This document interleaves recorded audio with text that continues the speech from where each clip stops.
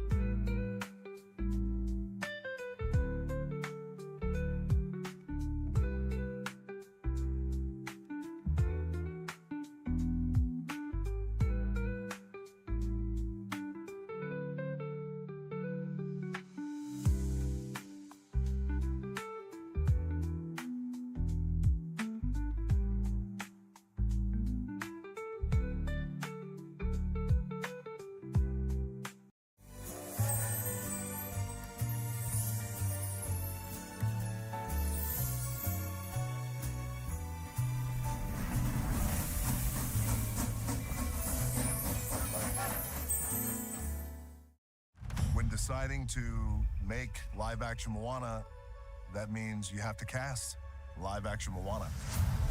This is a character that is globally beloved. I'll never forget the day that Tommy, our director, called me and he said, I found our Moana. Getting to represent the Pacific Islands is something I've always dreamed of doing. Katie, aloha, it's DJ. I cannot wait to work with you. We're gonna have the best time. My family was definitely the first people to find out. I went to the car with my mom and we called all my siblings, we called my dad. It is such a joy to see Catherine take on the life of this character, and my gosh, is she strong, is she beautiful, she's all of these things that we know and love about our main heroine. Where's Dad? So excited. From the second I met Katie, it just felt like it could only be her. This was a worldwide search, and I saw Tommy pointing at Katie, being like, look at this. It was her singing and it was her vibe that just felt indomitable. So here I'll stay, my home, my people beside me, and when I think of tomorrow, there we are. It felt like she was unafraid. It felt like she was curious. Dad, we were Voyagers once. We can voyage again. And I just was thrilled to see how willing she was to play.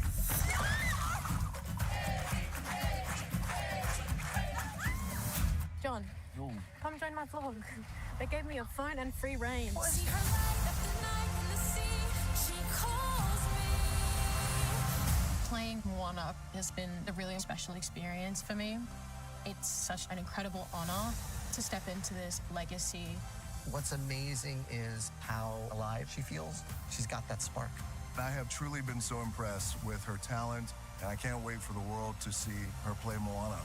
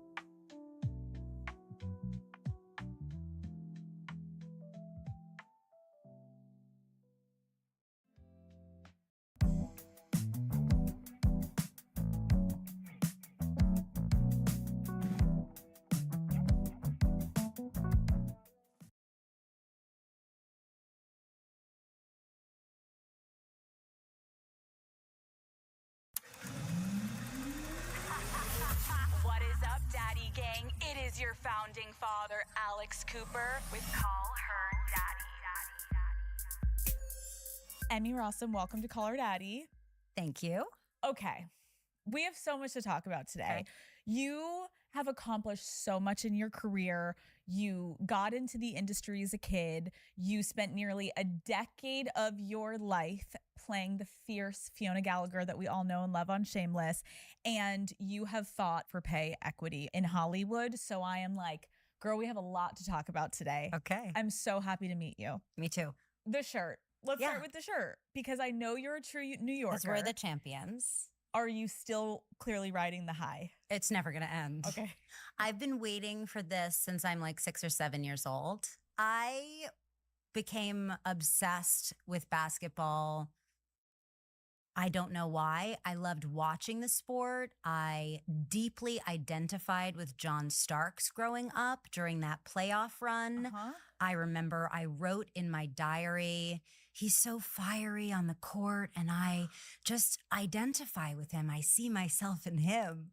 And I love basketball because it moves really fast and you can see all the players' faces really, really well. And I need to understand the emotional narrative of what's going on with the players in the game. Like football, I'm too far away. I can't see their faces. Hockey, I can't see their faces. Tennis, I like for the same reason. It moves fast. I can see them. I'm with them. I'm with the narrative. Like what is going on? They're trash talking each other. I can see it. You want to see the sweat. But I need to see the emotion. I want to see the drive. I love it. I get so invested. I need it. I love it. Okay, where were you when the Knicks won? I was in Rhode Island with a bunch of actors and crew. I just finished a movie there. And so we kind of commandeered this bar.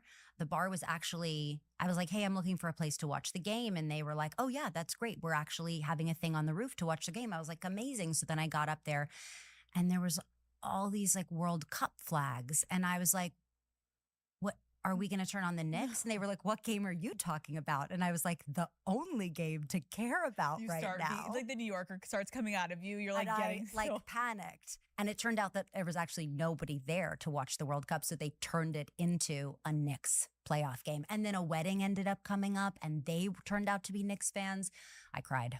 So you had a whole night. I had a whole night because the first teaser for my show got like a 15-second spot. And I only heard about it a couple hours before the game and I was losing it. You're like, if there's ever been a moment that I am getting promo, it's right here, right now that I actually care about the most. I was like, if we win tonight and my show has a promo on it, like I can just die happy. I did want to ask you when I was stalking you, there is an Instagram post that you shared 5 years ago when the Knicks were also in the playoffs. Oh, yes. And you were in labor at the time. Yes. But it feels like there's a bit of like a chaotic story where like, are you putting basketball before giving birth? Like, can you tell the story? What happened? I was pregnant with my daughter and I knew that I was due. And I was very much in denial that I was in labor the first time. I remember I gave my husband a haircut. I was cleaning the house. I ordered some Thai food and I had some contractions, but was it's probably fine. I was definitely scared of childbirth. My mother's mother had died in childbirth. So that narrative was very in the back of my head or my psyche somewhere. But what was in the front of my psyche was I was not going to go into labor until after the next game. And so I was laboring over a large kind of exercise ball in full labor. As you're watching As I'm watching the Knicks game. And in this photo, my mom is next to me on the couch being like, I really think you should just go get the epidural. And I was like, nope, I'm going to watch this game and I'll go when I'm fully dilated. And then you call an Uber and you're like in labor? I actually labored the whole night before I went to the hospital in the morning. My contractions never got any closer together than 8 minutes. So I didn't think I was very close. And I was like, I don't think I can do much more of this. Right. And then finally, I woke my husband up and I was like, we got to call an You Uber. gotta go. And he was like, should I get the playlist ready? And I was like, I think I don't want the playlist anymore. Wait, Like you would have playlist? the labor playlist. Yeah. Oh wow. Should I get like the playlist ready? And I was like, I'm ill. I don't want the playlist anymore. I Wait, love is you this so like much. a thing? Like, do I need a labor playlist? Maybe. What kind of music do you have on it? There was like a lot of like hip hop, R&B. Oh, okay. So not like soothing. I don't think we knew we what have we're like like. Kendrick Lamar going. I'm like, I feel like I would be thinking more of like soft, like meditation, but you're like, We were not. We were hip-hop. not. Yes. His R&B. contribution to the labor was his playlist. You're vibing out. while- which went unused because we took the Uber to the hospital, and I remember I was like, sir, like I feel like you gotta step on it. And we were like driving up Park Avenue in the city, and he like the light would start to turn yellow, and he would just stop, and I would like go into another You're contraction. like, sir, do you want 5 stars? He's like, your Uber rating's going down. You're about to have a baby in my backseat. I know. And Oh. that was the fear. I was like, I just don't want to have this baby in the backseat. But then I got to the hospital, And you're fine. and they were like, my water still hadn't broken. And they were like, oh, you're 8 centimeters dilated. Like, don't sneeze. Like, this baby's going to fall out of you. Okay, what was it like the first moment you met your daughter? Wow. I held her, and I have a video of the first moment. And I said, oh my God, that's a person. And obviously I've heard people say like, and then you're staring at your child and you're like, oh my God, like this is on us now. Like we're allowed to leave the hospital with this beautiful thing, but like, what do we do? Did you have Yeah. any of that feeling? Certainly, I was overtaken by the feeling of vulnerability, just at this thing that you've been able to keep safe inside of you for so long is now outside of you. And it's so vulnerable, and anything could happen to it, anything could hurt it. The postpartum anxiety for me was very, very rough, like very intense, intrusive thoughts. And I had had a kind of crazy journey to get pregnant where I have PCOS. So I had very, very debilitating ovarian cysts throughout my 20s. And tried to get pregnant naturally. It didn't happen. Tried IUI, didn't happen. And then tried IVF, and it happened in a big way. I only did one harvest, but a kind of side effect of PCOS is that you can kind of become a super responder. So they woke me up from the harvest and said that I had 72 eggs. Yeah, which was trippy and bizarre. And I thought I'd maybe have 12. Of course, you're right. And they were like, and we fertilized them all. And I was like, what? Yeah. So it had been a long journey to get to meet my daughter.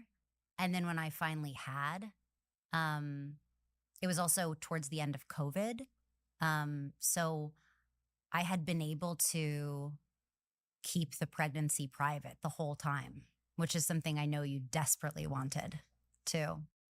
It is. And I also love that like I get to sit here and talk with you about it. And I know that so many women who have PCOS or, Yeah. you know, did IVF are going to be like hanging on to every word that you're saying right Yeah. now, because I think what is so unique about women's experiences is they are so unique and Yeah. no one is the same. Like you saying that you got 72 eggs. I was like, Yeah. And then the offshoot of that was after you do IVF, they tell you to like monitor your weight in the next couple days to see if you put on any water that, you know, and I gained like 14 pounds in 2 days. And I was like, something's wrong here. So I called the doctor, and I'd just eaten like a big fat cheeseburger. And I was like, I don't know, like I feel like a plump grape, something's wrong. And so I went back in, and I'd gone into hyperstim. So they had to extract the fluid, which modern medicine is incredible. But this procedure was bizarre and kind of barbaric. I went in, and they were like, have you eaten today? Because we could do Twilight. And I was like, I've eaten a huge cheeseburger. And they said, okay, well, we're going to have to extract this fluid. And then they took out an enormous Diet Coke bottle and just like took the fluid out right into the Diet Coke, empty Diet Coke bottle. You're like, does and it I was like, this is okay. I guess this is what we do. I know. I'm like, oh, is there not like a normal tube that It's looks not a like little bit more a like medical, container? right? Like Some anything other than Yeah. like, oh wow, Yeah. that's also the fascinating part, because I want to go through your whole life and we're going to get more into Yeah. motherhood as we go. Because I know you were also raised by a single mother. Yeah. But like that's the part of motherhood that's so fascinating is we act like it's such like a, oh, and then she like had a baby, and it's like no, like the actual war that women are up against to even be able to say, and then a baby came, and it actually, there's so much like glamorization around it, and it acts like it's like just like a normal casual thing, and it's like this is so complex. Yeah. And there's so much that goes into it that I had no concept of. And maybe I'm becoming even more aware of it, obviously, because I'm going through it. Yeah. But like women are so incredible, and it is overwhelming what we have to go through to get to where the standard and the norm feels like it should be. Yeah. Call Her Daddy is brought to you by SoFi, the all-in-one finance app where you can bank, borrow, and invest all in one place. Daddy gang, let's talk bank accounts for a second. The average bank savings rate is 0.39% in interest. You're earning pennies on your savings, but it doesn't have to be that way. But with SoFi's high yield checking and savings, the money barely making moves sitting in your savings account can earn over 8 times the national average savings rate with eligible direct deposit, no account or overdraft fees. We love transparency. You can get your paycheck up to 2 days early, perfect for grabbing the flight before prices spike. Plus, get up to a $400 welcome bonus when you sign up with eligible direct deposit. That's a lot of Pilates classes. Sign up for SoFi checking and savings at SoFi.com/callherdaddy today. SoFi checking and savings is offered through SoFi Bank and a member FDIC. Terms apply. Okay, let's go back. Okay. So you're raised by a single mother. Yeah. She was a photographer. My mom was a photographer. My mom is very adventurous. She was a single mom, and she met my dad on an airplane. And he was not interested in being a dad. He left her when she was pregnant. And so I didn't meet him until I was 4. And even then I didn't know he was my dad. But my mom is amazing. She's very adventurous. She was a corporate photographer. When I was little, she would travel a lot, and she would do things like go to Saudi Arabia to do the annual reports for Mobil Oil. And she would hang out of a helicopter, like attached by a cable, and take pictures of an oil rig. She photographed like the making of the atom bomb for our government. She was Steve Jobs' personal photographer for many years before I was born. And my mom was just like hugely impressive and capable in so many ways. Like we went to Japan, and she could like order in Japanese and ask where the bathroom was. We went to France, and she like broke out the French with the cab driver, where they were like talking about the First World War in French. And I was like, that's like real French. My mom's going to be 80 in January, and she had me when she was 40. And I asked her last week, what are you doing this week, Mom? And she was like, my dishwasher is fixed, so is broken, so I'm going to fix it. And I was like, what do you mean? Do you know how to fix a dishwasher? And she said, no, but I will by Friday. And I called her, and she fixed it. What a gift to Yeah. have such a capable, inspiring, intellectual mother. Yeah. As your kind of like North Star to life. Yes. And watching the world through her eyes is Yeah. like, it explains a little bit, obviously, of why you are the way you Yeah. are. How would you have described your relationship with her when you were young and growing up? We were close, but I certainly felt the absence of my dad. I certainly didn't want my mom to go to work. You know, my kids are 3 and 5 now, and sometimes it's hard when you go to work. Sometimes they have big feelings about this. One time when I was like 4. I think I was like throwing a tantrum, like, don't go to work, don't go to work. And my mom said, okay, do you know what happens if I don't go to work? And I said, what? And she said, we would sleep on the street. And I said, okay. And she said, do you know what it's like to sleep on the street? And I said, shrug, I'm 4. I don't know. Of course. And she opened the 4th floor window and she took my pillow and my blankie and my teddy, Huggy, who I still sleep with to this day. Of course. He is in my hotel room right now. Huggy. Huggy. He's a I wonder polar what he bear. looks like at this He's a point. polar bear. Is he a little scary though? No, he's very hugged on his belly. Have you gotten him like restitched a little? He's been so operated on, Frankenstein. But she took all that and she put it out the window. And like I remember watching it like float down. And that was how she taught me the importance of survival. She threw it out the window. I'm picturing there's like a little fire escape situation. No. Oh, it was 4 floors down. 4 floors down. So then did you walk down and have to go to the street and we went and got it. And then she went to work. Yeah. Yes, she did. So I might do things differently now. But we were very, very close. I needed her. I wanted her. But she had to go to work. She made me understand survival in a very intense way. My mom's not a woman of feelings. She's a woman of like, her love language is acts of service. And she's quite hardcore, practical. Like, this is what it is. So this is what it is. Yeah. There you go. Your bedding's in the courtyard if you'd like to sleep there. But also, as I've become a mother, I have found so much forgiveness for my mother, for all the ways in which feelings were not her strong suit, right? My mom's mom died when she was 13. She grew up in a really traumatic household. She was out of the house by the time she was 15 and went to Barnard College and really made a life for herself as a single woman, as an adventurous single woman. So I know that I'm going to need forgiveness as a mom too. And I think as we step into these new chapters of our lives, we are afforded the opportunity to recontextualize the ways in which our parents came up short for us, but still love them.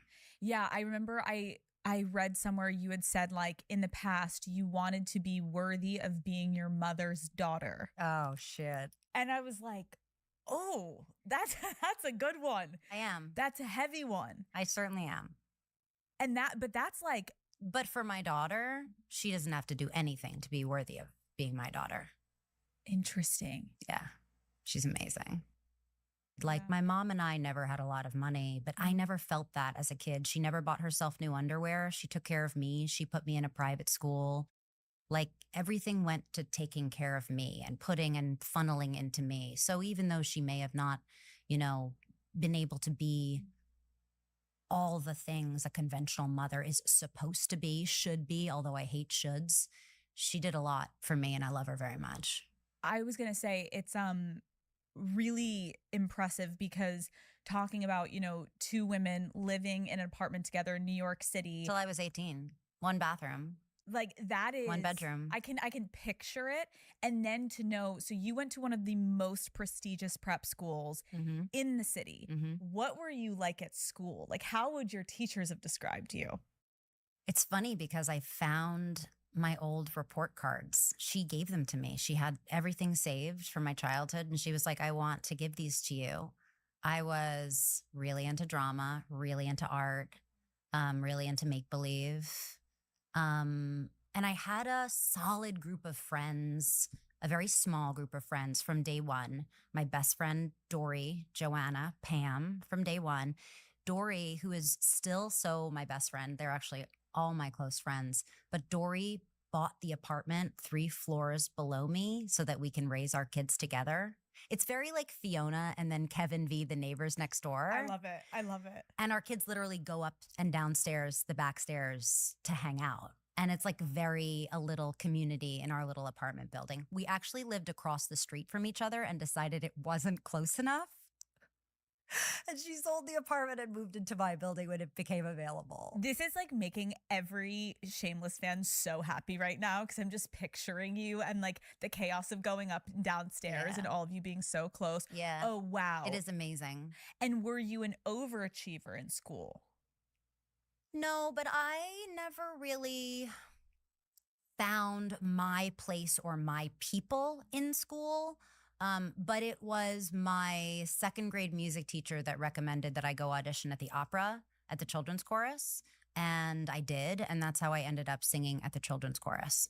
And I loved it. The second I walked into the opera, it was like I had found my people, my place. That's what I was reading. So you were 7 years old when you started singing at the Met. Yeah. 11, you landed your first TV role. 16, life changes. You starred in the movie The Phantom of the Opera. 17. 17. Yeah. Did your mom have any hesitations about you going into this career? Well, my mom was an artist. And so being an artist was a noble profession and not a profession that you went in to get rich or famous. Certainly didn't go to the opera to sing there for $10, $20 a night to have that outcome. My mom was very aware that there were dangers and drawbacks to this. When you had, I like mentioned the pressure that you put on yourself to be worthy of your mom. Did you bring that mindset into your career at all? I had a lot of natural drive and ambition to be the best that I could be. And also, there was a lot of rigor that came with being at the opera. You were expected to go on stage, perform, get it right every single time. There was like not a lot of leniency for fucking up.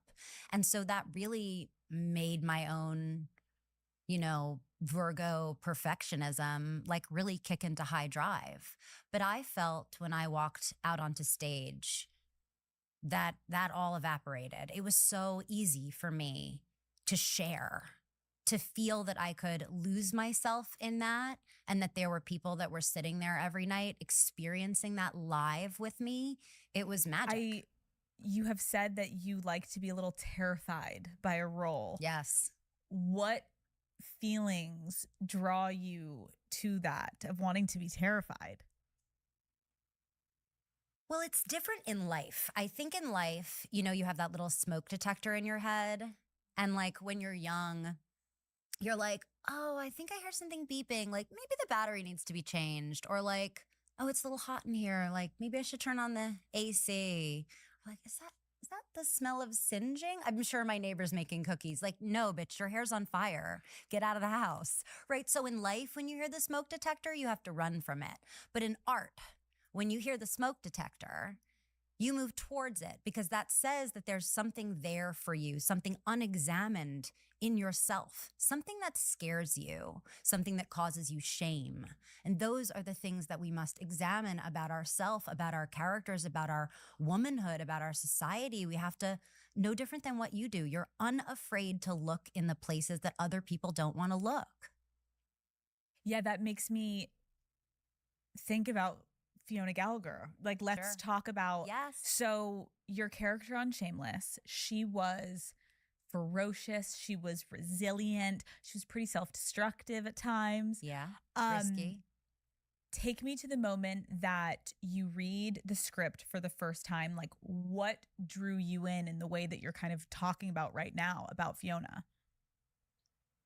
It was unlike anything I had done before. It was raw. There was sexuality.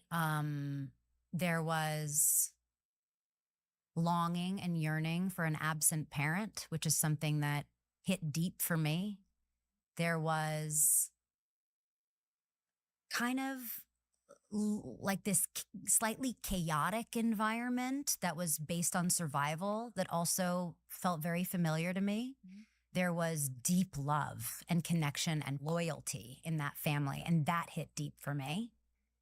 And there was a sense that even though they were in an economic depression, they were not depressed. They refused to be. And there was resilience and love. And I knew it was mine. I knew it was my role. I knew it was for me. There's like sometimes when you read things, you're just drawn to them and you're like, Yes. yeah, I volunteer as tribute. Yes. Do you know what I mean? Yes. Like, put me in, coach. And didn't they at first not feel that way about you? No, I was told that they thought I was too princessy. I had come off Mystic River, Day After Tomorrow, Phantom, Poseidon Adventure. I had walked a lot of red carpets and press tours for those. And I had not displayed that level of rawness in a performance, certainly. But I think only an actor knows what they're capable of, which is why it's so important for all artists to take their careers into their own hands and get into the driver's seat, because only you know what you have inside. I mean, and just like now knowing, I mean, I was such a